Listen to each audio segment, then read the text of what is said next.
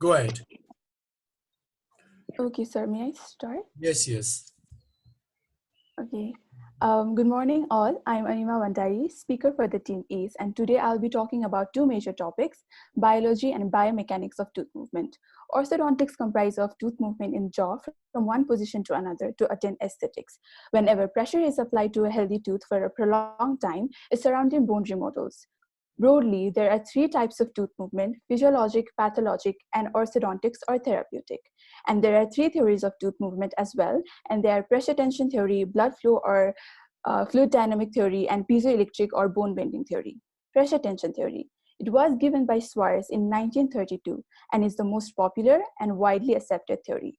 Here, it is said that if force is applied, there is tension in some areas and pressure in another. On the pressure side, there is resorption of bone, and in tension side, deposition.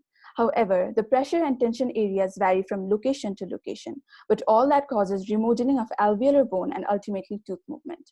Blood flow or fluid dynamic theory. It was given by Bien in 1966. Here, it is said that if force is applied to the tooth, the blood flow in the periodontal ligament space changes. In some areas, there is an increase in the blood flow and in some decreased. That is going to change the cellular response and the cellular differentiation, which ultimately causes tooth movement. Bone bending or piezoelectric theory. It was given by Farrar in 1888 and confirmed by Pomerant. When we apply force, it is transmitted to the surrounding alveolar bone through the periodontal ligament that causes microbending or micromovement of bone. And with it, there is the release of movement of crystal lattice on the alveolar bone from one area to another that produces the bioelectric potential or bioelectric current, also known as piezoelectricity, which might help in cellular differentiation, causes the tooth movement. Now, moving to the phases of tooth movement, they are the initial phase, lag phase, and post-lag phase. The initial phase occurs immediately after the application of force on the tooth. The movement is rapid due to the displacement of the tooth in periodontal space, which usually occurs between 24 hours to 2 days.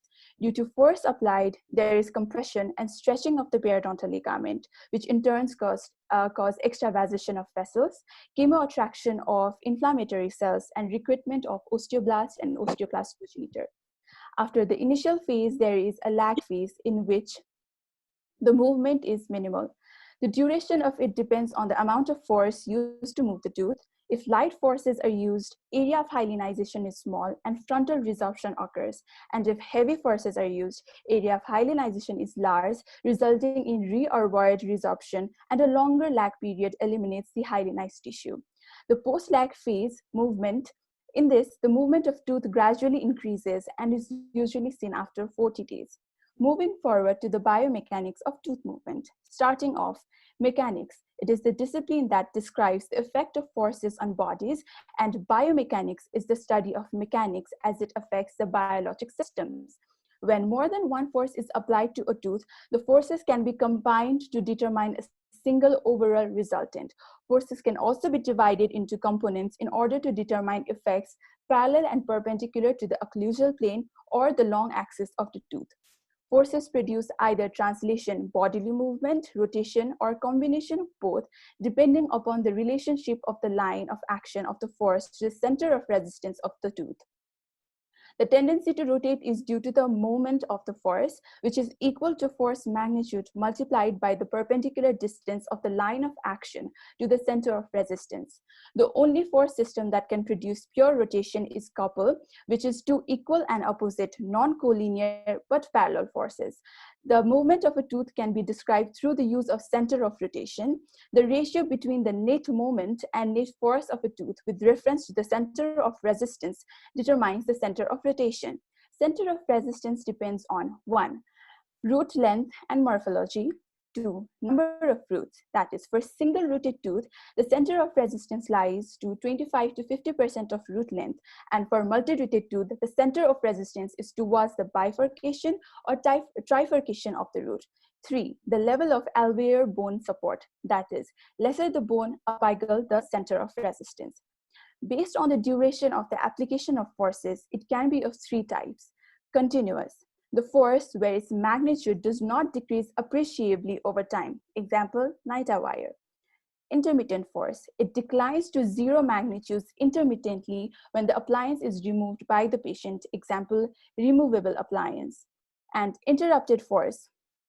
It decays to zero between activations, example, headgear. Hence, the type of force to be delivered is to be chosen according to the requirement of a case. So explaining this, I would like to thank all of you for listening. And lastly, stay safe, stay home. Thank you so much. Very good, Anima. Okay, you took a little bit more time than stupid. Very good. Start your time. Okay, everybody, Georges, please see the time also. Now it's 10:50, 10:10. All right, start. Very good. Go ahead. Good morning, everyone. Firstly, I'd like to thank Dr. Dashrath sir for this opportunity on behalf of my entire group. I'd like to start with a quote, which is, human knowledge is never contained in one person. It grows from the relationships we create between each other and the world, and still it is never complete. Keeping in mind its meaning and reflecting on the fact that knowledge may ever be so hard to completely attain, but to try and share whatever we have gained, I think is the main aim here, trying to share whatever we have gained from sir's lecture. And sometimes we move because of other people's will, like sometimes we are pushed in line or something, and that is the pathological movement for the tooth, which are pushed by the tumors and cysts and other pathological conditions. And sometimes we are forced to move by certain regulations and certain principles, and that is the orthodontic movement for the tooth, which are guided by the orthodontic appliances. So basically, there are three types of tooth movement: physiological, pathological, orthodontic, or therapeutic tooth movement. Now, how this tooth movement occurs is quite interesting, and they've been explained by three theories. The pressure tension theory, which is given by Swartz, the blood flow theory or fluid dynamics theory, which is given by Bain, bone bending or piezoelectric theory by Farrar. All of these theories talk about bone remodeling being an important aspect of tooth movement, though through various modes and mechanisms. Like the pressure tension theory talks about the area of pressure, area of tension, and how the bone resorption, bone deposition occurs, while the blood flow theory talks about the chemical alterations, where there will be the decreased oxygen level providing favorable environment for the bone resorption, while the piezoelectric theory or bone bending theory talks about the crystalline deformities, about the how the force applied will cause the bone to bend, and how there will be the area of convexity and concavities. Ultimately, all of these theories provide us with the information that bone remodeling is an important aspect of tooth movement. The factors that we should take into consideration while talking about tooth movement is the force that we're applying and how much time we're applying that force. So when we talk about force, we are talking about the optimum orthodontic force, which causes the tooth to move rapidly in the desired direction with least possible damage to the tooth and supporting structures and minimum patient discomfort. So the time, if we're applying it for a short period, then that will cause adaptive changes, whereas the time, if we apply for the prolonged period, then that will cause the bone remodeling. Now, coming to the mechanics of tooth movement, when we're talking about mechanics, we have to understand a few terminologies like force, couple, moment, center of resistance, center of rotation. All of these factors accumulatively helps the orthodontist to achieve the desired tooth movement. The tooth movement being tipping, translation, or intrusion or extrusion. For example, the center of rotation, it is the point around which rotation occurs, and it varies according to the tooth movement. So for translation, if the center of rotation is around infinity, while for controlled tipping, it is around the apex of tooth. Likewise, the center of resistance, it is the point around which force when applied will cause translation. So center of resistance is the physics that revolves around the biology, meaning it depends upon the biological aspects, like the root length, the number of root presence, the level of alveolar bone support. For example, for a single toothed root, the center of resistance is 25 to 50% of the root length, whereas for a multi-rooted tooth, the center of resistance is around the furcation area. So what we have to understand is that the biology of the tooth and the mechanics we are applying to these biological aspects.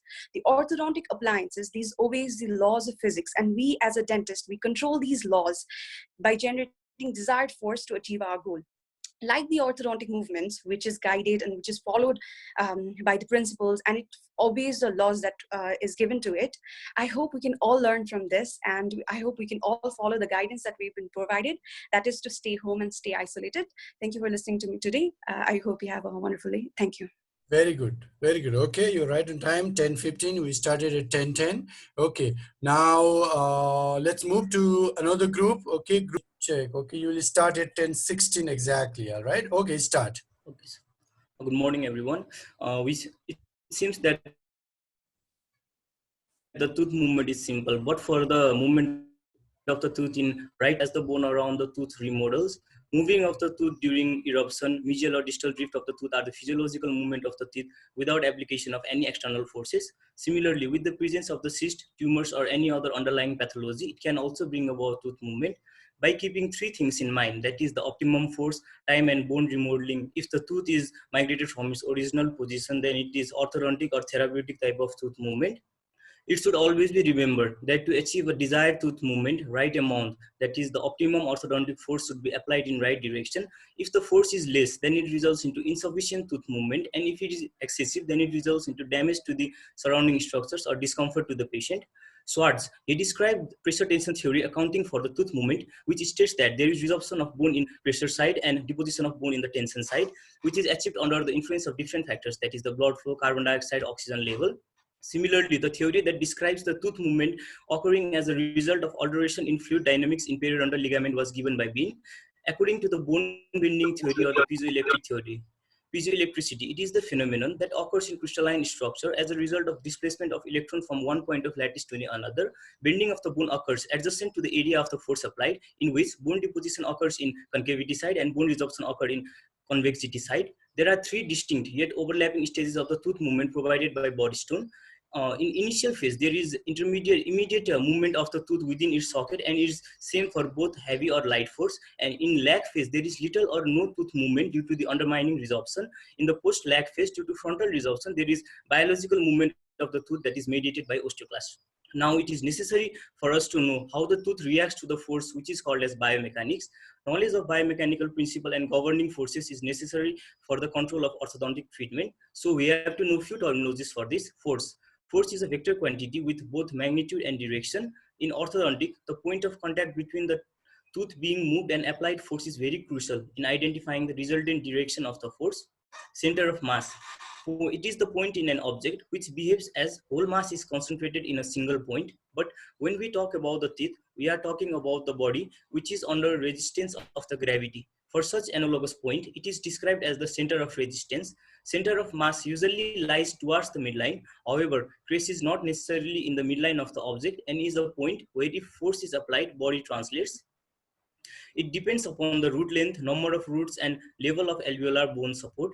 According to the various authors, estimation of the center of resistance differs, but it can be explained combinedly that it lies anywhere in between 25 to 50% for a single rooted tooth and in the furcation area for multi-rooted tooth.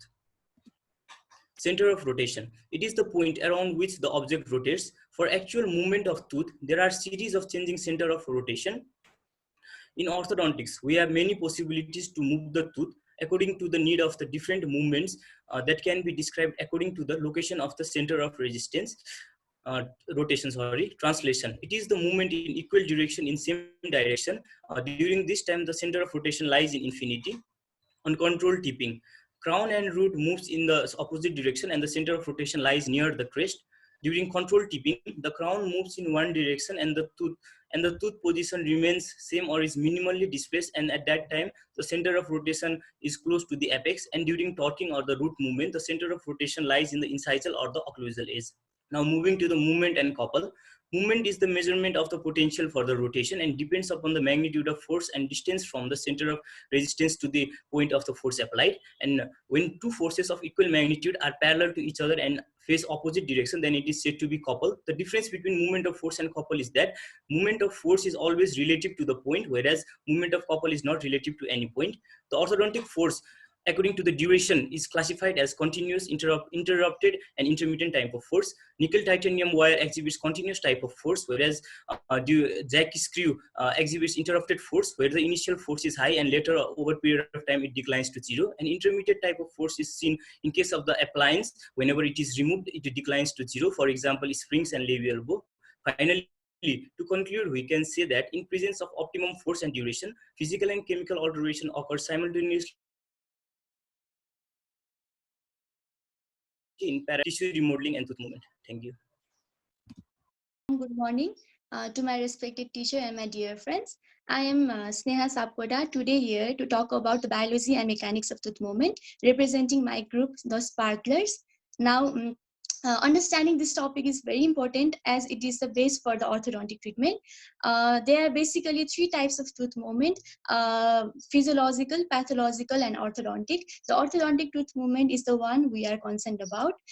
So far, there have been three theories known for the tooth movement. First being the pressure tension theory given by Schwarz, which states upon application of force, there are two sides seen. One being the pressure side, which is the side where the detection of tooth movement occurs, and it is characterized by compression of periodontal ligament, decrease in vascularity, and more of osteoclastic proliferation, leading to alveolar bone resorption. The resorption being frontal in case of mild force, while being undermined in case of extreme force.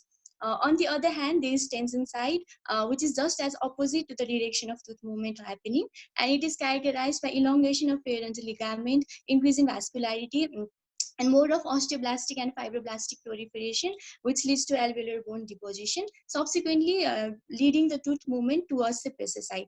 Now, the second theory, which was given by Bien, known as a fluid dynamic theory, it states that upon application of force, there is alteration in the fluid mechanism in the periodontal ligament, which stimulates the bone metabolism, causing the deposition and resorption, leading to the tooth movement. The last theory, which was given by Farrar and confirmed by Baumrind, known as piezoelectric theory.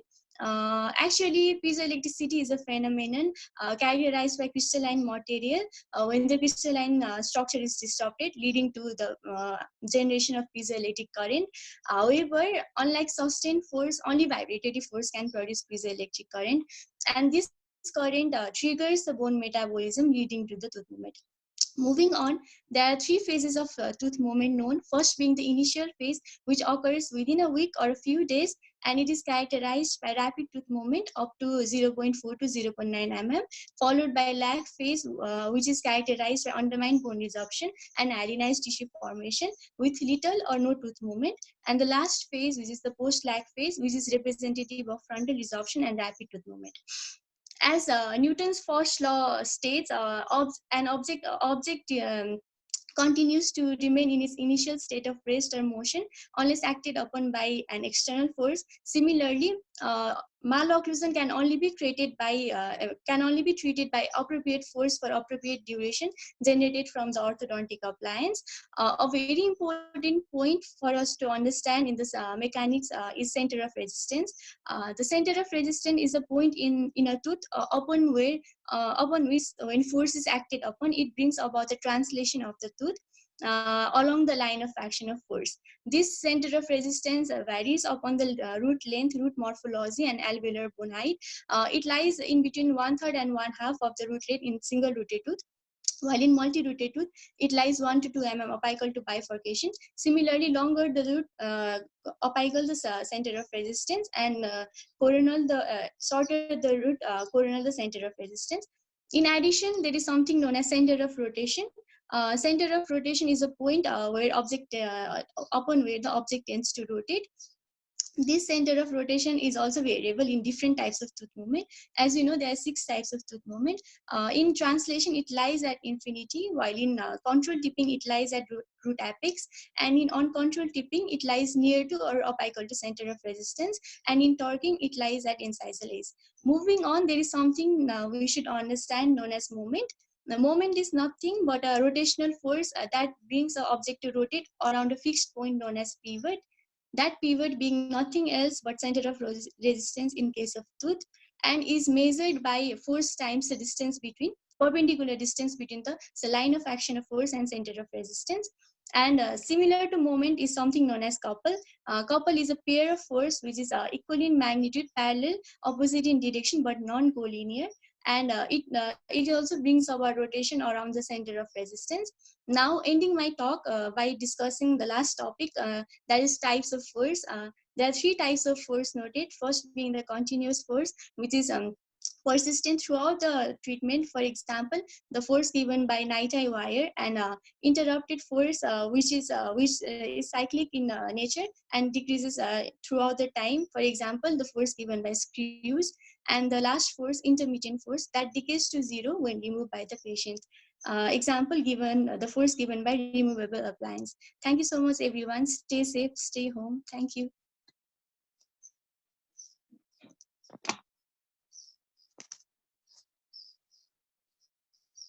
Present. Good morning, everyone, respected teacher and my dear friends. Today we are going to talk briefly on biology of tooth movement and the biomechanics of fundamentals of biomechanics. We'll be starting with the tooth movement, which is basically of three types: physiologic, pathologic, and orthodontic. We'll be focusing on the orthodontic treatment, which is based on a simple premise that whenever pressure is applied to a healthy tooth for a sufficient long duration of time, its surrounding bone remodels. So this orthodontic tooth movement, it is explained by three theories. They are the pressure tension, bone bending theory, and the blood flow theory. First is the pressure tension theory, which was given by Schwarz in 1932, which is the most accepted one. Whenever a tooth is subjected to orthodontic force, it results in areas of pressure and tension. Bone resorption occurs in the pressure side and deposition occurs in the tension side. Second theory is the blood flow theory given by Bain in 1966, which is also known as the dynamic theory. The tooth movement occurs as a result of alteration in the fluid dynamics in the periodontal ligament fibers. Now, the third theory is the piezoelectric theory, also known as the bone bending theory, given by Farrar in 1888. Whenever a force is applied on a tooth, alveolar bone adjacent to the tooth, it bends and causes deformation in the crystalline structure, which results in electric signal generation, and this ultimately leads to the bone remodeling. Now we'll be talking about the phases of tooth movement, which is of three types: initial phase, lag phase, and the post-lag phase.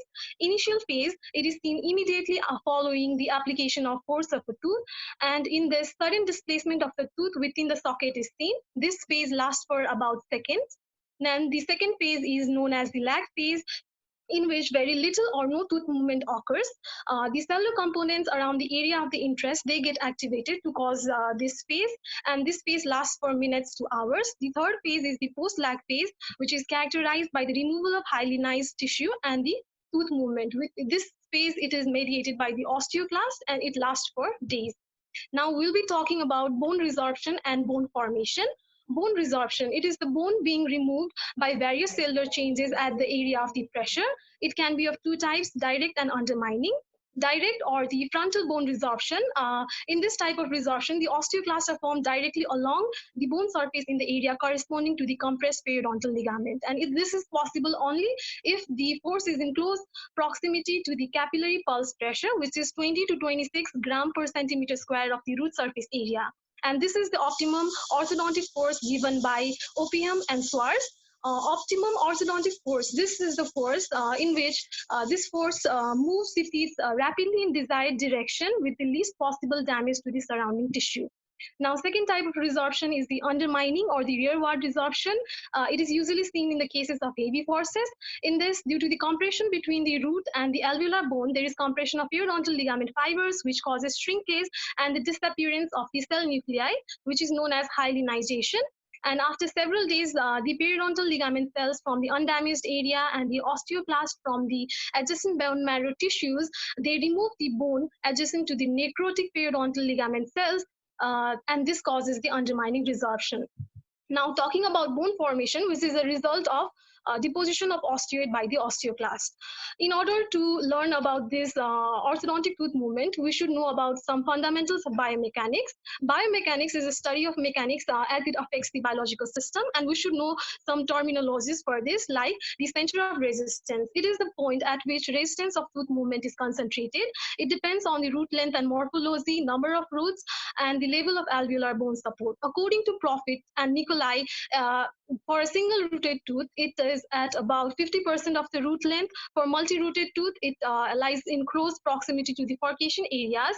And for maxillary anterior, it is distal to lateral incisor. According to Nanda, central of resistance for maxilla as a whole is slightly inferior to the orbital.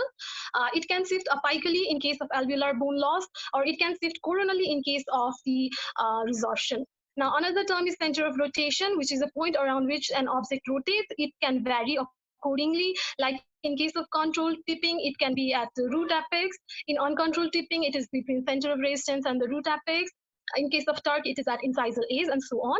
Now, moving on to the third topic, that is movement. If a force is applied at any point on the tooth other than the center of resistance, then the tooth will have the tendency to rotate, and this rotational tendency is known as movement. It can be in either clockwise or anti-clockwise direction. And movement is given by force into distance. Now is couple. Couple is a system of two parallel forces of equal magnitude acting in opposite directions and separated by a distance. Now, another is moment to force ratio, which is the ratio of moment that we apply to counteract the tipping and the force we apply on the crown. And all these four orthodontic forces, orthodontic tooth movement can be brought about by three forces that can be continuous, interrupted, or intermittent. Continuous, whose magnitude does not decrease appreciably over time, and it can be achieved through night-eye wires and night-eye spring coils. Second type of force can be interrupted force, in which the force declines to the zero between activation.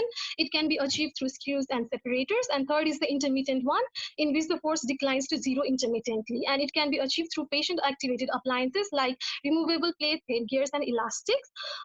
So thank you. Ending the topic. I can't express how much I'm happy with the presentation you have given. Very fluent, very to the topic, and very professional. You know, that is what I wanted from all of you. And those students who have not presented so far, I hope they will come up and present in next sessions also after the completion of one or two chapters. We will come up with similar ideas or something different ideas, and I encourage all of you to participate that. And I still believe that all the 7 members